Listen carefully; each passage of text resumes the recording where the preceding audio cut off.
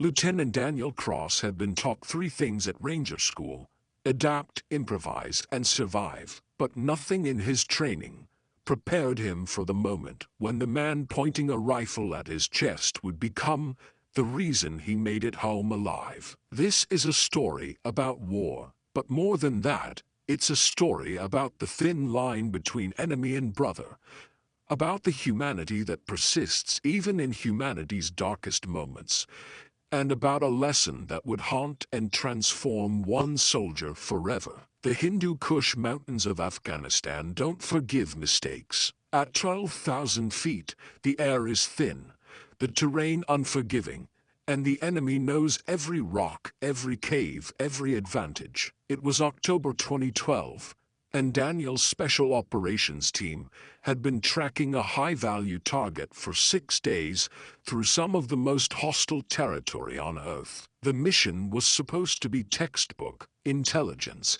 had pinpointed a Taliban commander responsible for coordinating attacks across 3 provinces. The man had American blood on his hands, and Daniel's team of 8 Rangers had been inserted to capture or kill him. They'd been moving through the mountains in total darkness, using night vision equipment that turned the world into shades of green. "Contact front," the point man whispered over the radio. Everything happened in seconds. Muzzle flashes erupted from elevated positions. The distinctive crack of AK-47 fire split the night. Daniel's team immediately returned fire and sought cover, but they'd walked into a prepared ambush. This wasn't random. They'd been expected. "Fall back to Rally Point, Charlie," Daniel ordered, his voice calm despite the chaos. Years of training made you steady when everything around you was falling apart. But Specialist Tommy Rodriguez didn't make it. The youngest member of the team, 22 years old, took 3 rounds center mass as they retreated. Daniel and Sergeant First Class Marcus Wright dragged Tommy behind a boulder, but one look told them everything. The kid's eyes were already going distant. "Stay with me, Tommy," Daniel said, applying pressure to wounds he knew were fatal. "Stay with me." Tommy's lips moved. "Tell my mom, tell her." He never finished the sentence. The firefight intensified. Daniel's team was pinned down, outnumbered, and the Taliban fighters had the high ground. Worse, their radio operator had taken shrapnel to the shoulder. The long-range communications equipment was damaged. They could talk to each other, but not to command. No extraction, no air support, no rescue. For 3 hours, they held their position as ammunition dwindled and casualties mounted. 2 more Rangers were wounded. They were running out of options. "We need to move," Marcus said, his face streaked with dirt and blood. "Stay here, we're dead by sunrise." Daniel knew he was right. They began a fighting retreat, moving down the mountain under covering fire, carrying their wounded, refusing to leave Tommy's body behind. Never leave a fallen comrade. That was the code. But as they descended, Daniel became separated from his team. A rock slide, triggered by a nearby explosion, sent him tumbling down a steep ravine. He fell 30 feet, his body slamming against rocks, his rifle torn from his hands. When he finally stopped, pain exploded through his left leg. Broken, definitely broken. He tried to move and nearly blacked out from the agony. His radio was gone, smashed in the fall. His sidearm was still holstered, but his rifle was somewhere above him in the darkness. He could hear shouts in Pashto getting closer. The Taliban fighters were hunting for survivors. Daniel dragged himself into a small cave, barely more than a depression in the rock face. He drew his pistol, checked the magazine. 15 rounds. He'd make them count. The voices grew louder. Flashlight beams cut through the darkness. They were searching methodically, and they'd find him soon. Daniel's finger rested on the trigger, his breath coming in short gasps. The pain in his leg was excruciating, but training pushed it to the background. He would take as many with him as possible. A beam of light swept across the cave entrance. Daniel aimed at center mass. A man appeared in the opening, silhouetted against the pre-dawn sky. He was carrying an AK-47, wearing traditional Afghan clothes, and a chest rig loaded with ammunition. Enemy combatant, hostile, threat. Their eyes met. Daniel began to squeeze the trigger, and then the man did something that made no sense. He held up his hand, palm forward, and whispered urgently in accented English, "No shoot, no shoot, please." Daniel kept his pistol trained on the man's chest. "Give me one reason." The Afghan fighter glanced over his shoulder, then looked back at Daniel. His face was young, maybe 30, with a thick beard and eyes that seemed impossibly calm for a combat zone. "You are hurt. They are coming. Many men. You will die. Then kill me, and get it over with." The man shook his head. "I am not here to kill you. You were shooting at us 3 hours ago. Yes, you were shooting at us. This is war." The man paused, then added, "But war does not have to be all that we are." Before Daniel could respond, voices shouted nearby. The man turned and called back in Pashto, something Daniel couldn't understand. Then he looked at Daniel again. "My name is Fahim. I was teacher before war, mathematics." He said it like this information mattered, like it was important. Daniel knew he had been something other than a fighter. "There is another cave, 100 meters west. They do not know it. I will lead them away. You must go there. Wait one day, then move at night." "Why would you help me?" Fahim's expression grew sad. "Because I am tired of death. Because yesterday you killed my cousin. And today I could kill you. And tomorrow someone kills my son or your son, and it never ends." He reached into his jacket, and Daniel tensed, but Fahim only pulled out a bottle of water and some kind of wrapped food. He tossed them to Daniel. "My brother will find you tomorrow night. He does not fight. He will help you reach your people." Fahim turned to leave, then stopped. "The man you are looking for, the commander, he is already gone. Your intelligence was 3 days old. This ambush, we did not plan it for you. We planned it for other Taliban, ones who tried to take our village. You walked into wrong war." Daniel's mind reeled. "What? Not all fighters are same," Fahim said simply. "Some of us just protect our families. Some want power. You cannot tell difference from sky." He gestured upward, as if indicating drones or aircraft. "From far away, we all look like enemy." More shouts echoed through the ravine. "Closer now." Fahim called back to them, his voice animated, urgent. He was telling them something, leading them somewhere else. He gave Daniel one last look. "The cave, 100 meters west. There is small stream. Follow it. Cave has 2 entrances, very hidden." Then he smiled, and it was the saddest smile Daniel had ever seen. "Maybe someday you understand why I do this. Maybe someday your leaders understand, but probably not." He disappeared into the darkness. Daniel sat in shock for 30 seconds, then survival instinct kicked in. He holstered his pistol and began crawling west, dragging his broken leg, using rocks and roots to pull himself forward. Every movement was agony, but he could hear the search party moving in a different direction, away from him. Following Fahim's misdirection, he found the stream, followed it, nearly missed the cave entrance entirely.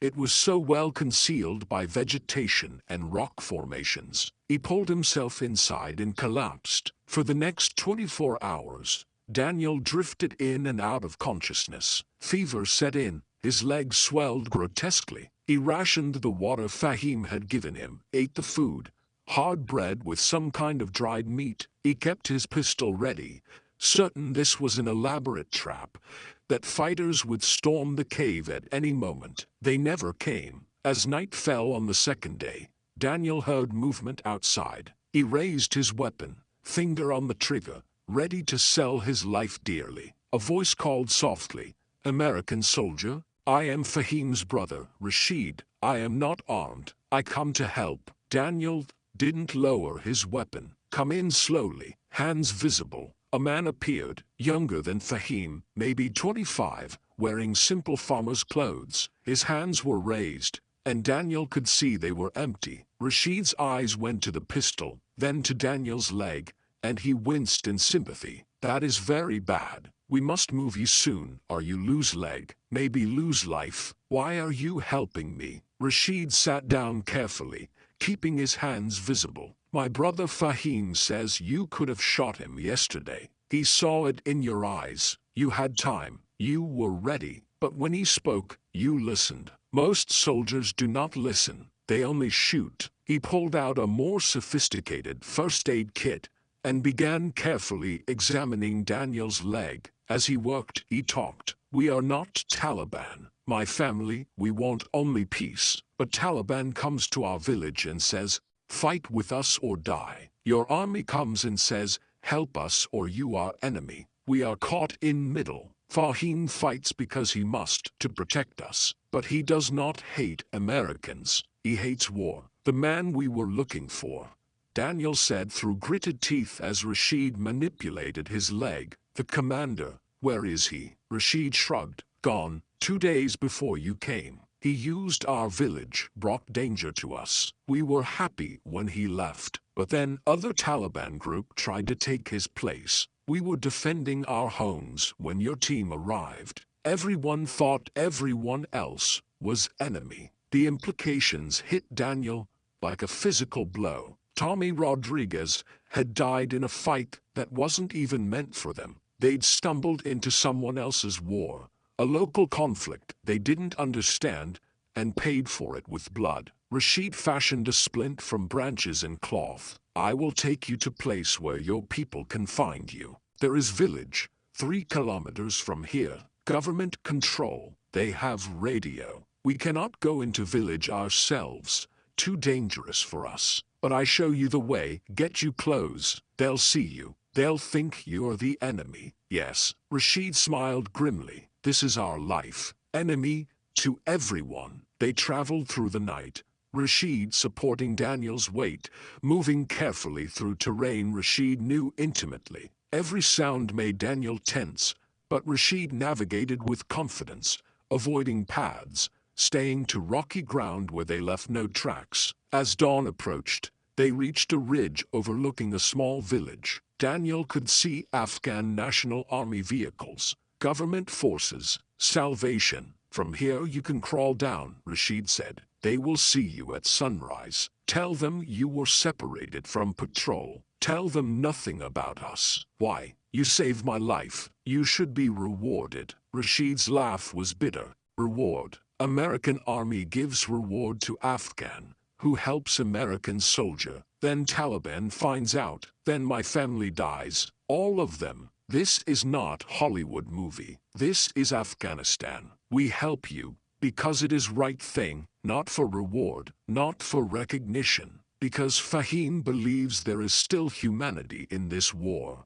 And I believe my brother. He turned to leave, but Daniel grabbed his arm. Wait, I need to know. Fahim said I killed his cousin. Is that true? Rashid's face grew solemn. Yes. 2 weeks ago, my cousin Hamid was fighter, true Taliban believer. He planted bomb that killed 3 of your soldiers. Your team tracked him. Your sniper shot him. This was correct action in war. Hamid made his choice, and Fahim still saved me. This is what I try to tell you. Fahim knows his cousin earned his death, but he is tired of revenge cycle. You kill Hamid. Hamid's friend kills your friend. Your team kills Hamid's friend. Where does it end? Fahim says someone must step away, must choose different path. Yesterday he chose you. Rashid pulled something from his pocket.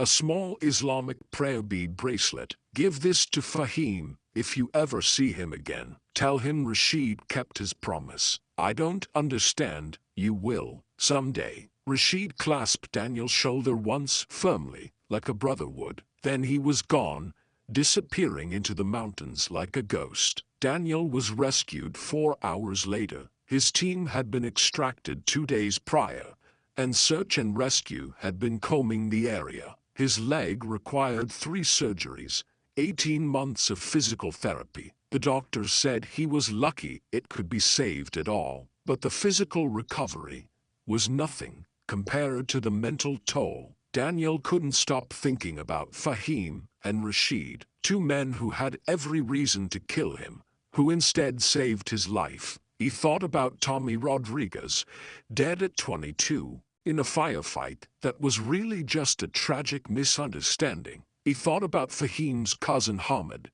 a Taliban fighter justly killed, but still someone's family. He started asking questions, reading everything he could about Afghanistan, about the complex tribal politics, about the way foreign forces often misread local conflicts. He learned that the intelligence community estimated 30 to 40% of engagements in Afghanistan involved Americans accidentally interfering in local disputes that had nothing to do with the war on terror. Tommy Rodriguez had died because military intelligence was 72 hours old, because from 12,000 feet or through a targeting pod, every armed man looks the same, because war reduces human beings to threats or assets, with nothing in between. 6 months after his medical discharge, Daniel received a package, no return address. Inside was a photograph, slightly damaged, showing 2 men. He recognized Fahim immediately. The other man must have been Rashid. They were smiling, standing in front of what looked like a school building. On the back, in careful English, someone had written, "Teaching again. Some wars end, some begin. Thank you for listening." There was also a news clipping, in Pashto, with English translation attached. It described how Taliban fighters had attacked a village school, killing 2 men who tried to defend it. The article listed their names: Fahim Ahmad and Rashid Ahmad, brothers, both former fighters who had laid down their weapons to become teachers. They died 3 weeks after saving Daniel's life. Daniel wept for an hour. Then, he made a decision. Today, Daniel Cross runs a non-profit organization that provides educational resources to Afghan refugee children. He speaks at military academies about the complexity of modern warfare, about the danger of reducing conflict to simple binaries of friend and enemy. He works with veterans groups to address moral injury, the psychological damage that comes not from what was done to you, but what you did or failed to do. He keeps the prayer beads Rashid gave him on his desk, keeps the photograph, keeps the memory of 2 men who chose humanity over hatred, even though it cost them everything. Because here's what Fahim and Rashid taught him: what every soldier, every civilian, every human being needs to understand about war. The enemy is never just the enemy. They're someone's brother, someone's son, someone's teacher or farmer or student. They have reasons for fighting that might make perfect sense from where they stand, even if those reasons are invisible to you. This doesn't mean we shouldn't defend ourselves. It doesn't mean threats aren't real. It doesn't mean evil doesn't exist. Hamid, Fahim's cousin, planted bombs that killed Americans. That was real. That was evil, and stopping him was necessary. But it means we have to understand that war creates situations where good people end up on opposite sides, where local conflicts masquerade as global ones, where the intelligence is always incomplete, and the picture is never clear. It means we have to hold 2 truths simultaneously.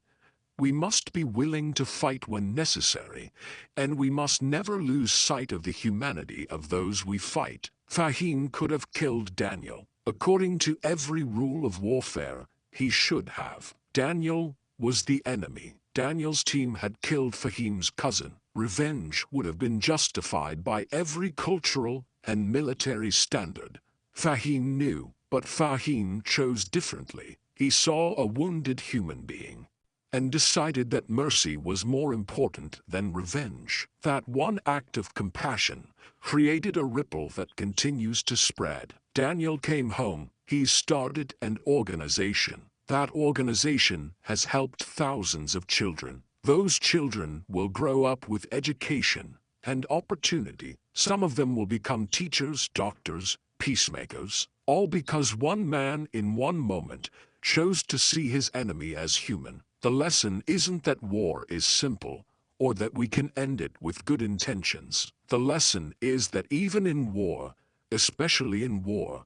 We cannot afford to lose our humanity. We cannot let our justified anger at real threats blind us to the complexity of human conflict. We cannot stop asking questions about who we're fighting and why. Tommy Rodriguez died believing he was fighting the Taliban. The truth was messier, sadder and more complicated. He died in a fight between rival Afghan factions, a local power struggle that American intelligence misread as part of the larger war. That doesn't make his death meaningless. It makes it a warning that military might without cultural understanding is a blunt instrument that often hits the wrong target. A warning that good intelligence isn't just about where the enemy is, but who they are and why they're fighting. A warning that every trigger pulled, every bomb dropped, every soldier deployed should come with the weight of absolute certainty that we understand what we're doing and why. We owe that much to Tommy. We owe that much to Fahim and Rashid, who paid with their lives for their compassion. We owe that much to every soldier who has faced impossible choices in impossible situations. The prayer beads on Daniel's desk remind him every day. Your enemy is a human being. That truth doesn't make war unnecessary, but it makes every decision in war sacred. Every life taken or spared carries infinite weight. Fahim was right about one thing. From far away, everyone looks the same, but up close, when you're close enough to see their eyes, to hear their voice, to understand their story, that's when you realize that the distance between enemy and brother is sometimes just a single choice. One moment, one decision, one act of mercy that changes everything. This is the paradox of war. The man who saves your life might be wearing the uniform of your enemy. The man you kill might have had reasons you never understood. The mission you thought was clear might be built on intelligence that's incomplete or wrong. And yet we ask our soldiers to make life and death decisions in split seconds with incomplete information.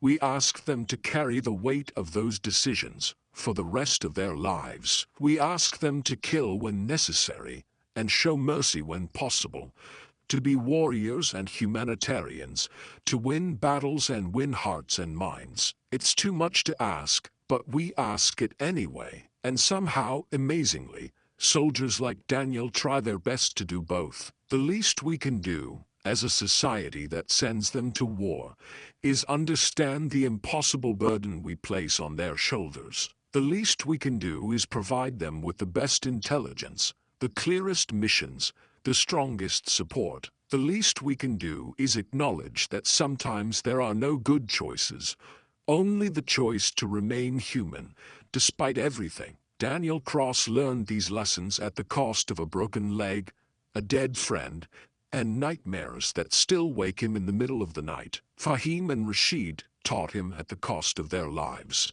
Tommy Rodriguez paid for our incomplete understanding with everything he had. The question is, what will we do with these lessons? Will we continue to wage wars from altitude, reducing human complexity to heat signatures and targeting data? Or will we do the hard work of understanding that every battlefield is also someone's home, every enemy is also someone's brother, and every war contains within it 1,000 smaller stories of tragedy and hope? Fahim's last words to Daniel were, "Maybe someday you understand why I do this. Maybe someday your leaders understand, but probably not." Daniel understands now. He's dedicated his life to making sure others understand too, to honoring Fahim and Rashid's memory, to ensuring that Tommy Rodriguez's death pushes us toward wisdom, rather than simply more revenge. The prayer beads sit on his desk. The photograph watches him work. The memory of two brothers who chose mercy over hatred drives him forward every day, because in the end, that's the only lesson that matters. In war, maintaining your humanity isn't weakness. It's the hardest, most courageous choice you can make. And sometimes, just sometimes, That choice can break the cycle of violence and create something better. Fahim broke that cycle. He paid for it with his life, but his choice saved Daniel, and Daniel's work has saved thousands. And maybe, just maybe, some of those thousands will make choices that save millions. That's how peace begins, not with treaties or politicians, but with individual humans who refuse to let war destroy their humanity, who see the enemy's face and choose mercy, who risk everything for the possibility of something better. The enemy soldier who saved Daniel's life taught him the greatest lesson of all. The path to peace isn't found by winning every battle. It's found in the small moments of compassion that remind us why we're fighting in the first place. Not to destroy our enemies, but to protect what's good and human and worth preserving in all of us, even in war, especially in war. Because if we lose our humanity there, where it's hardest to keep, then what are we really fighting for?